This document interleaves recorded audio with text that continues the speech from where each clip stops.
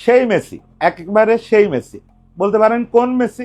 ওই 13-14 সালের মেসি বা এই 26 সালের মেসি।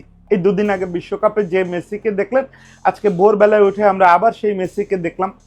আমি ভাবছিলাম কি যে বিশ্বকাপটা শেষ হয়েছে, 39 বছর বয়স হয়ে গেছে, এখন তো অন্তত শান্ত হবে, এখন তো অন্তত ওই ম্যাজিক দেখানোর জন্য অত তাড়না থাকবে না, এখন তো আস্তে আস্তে দায়িত্ব বুঝায় দিবে ছোটদের, আস্তে আস্তে এই দুনিয়া থেকে বিদায় নিয়ে নিবে, যে না ফুটবলটা তোরাই খেল।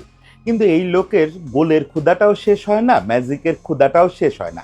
ফলে আজকে লিগস কাপের প্রথম দিনে মেক্সিকোর ক্লাব সান লুইজের বিপক্ষে ঠিক জোড়া গোল করে ফেলল। এবং সে জোড়া গোল দুটো কি অসাধারণ দুইটা গোল, চিন্তা করেন কি অসাধারণ দুইটা গোল। একটা ভলি করলো, প্রথম যে গোলটা করলো সম্ভবত 11 মিনিটে, প্রথম গোলটা ভলি করলো, ম্যাজিক্যাল একটা ভলি।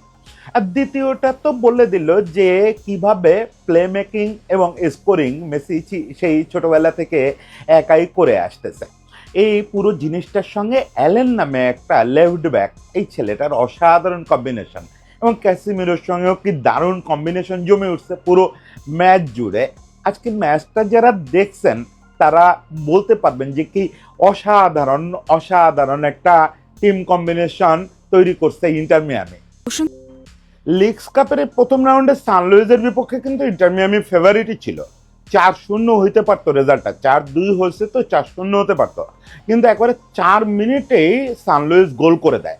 ব্যাপারটা একটু হতভম্ব হওয়ার মতো ছিল যে কি হলো ব্যাপারটা, কিন্তু এটা খুব বেশিক্ষণ সান লুইজ এনজয় করতে পারে নাই, কারণ ওই যে লিও মেসি আছে। এবং গোলটার দুই মজাটা হচ্ছে ক্যাসেমিরো এবং অ্যালেন। এই অ্যালেন ছেলেটাকে আমার খুব চোখে লাগছে।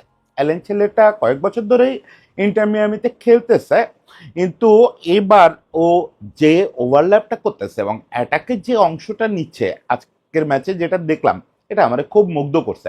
সবচেয়ে বড় কথা যে অসাধারণ জায়গা মতো বলটা দিতে পারতেছে। আজকে ক্যাসিমিরো ওই বলটা মাঝমাঠ থেকে নিয়ে উঠলো, বক্সের একটু আগে থেকে বাম প্রান্তে দিয়ে দিল।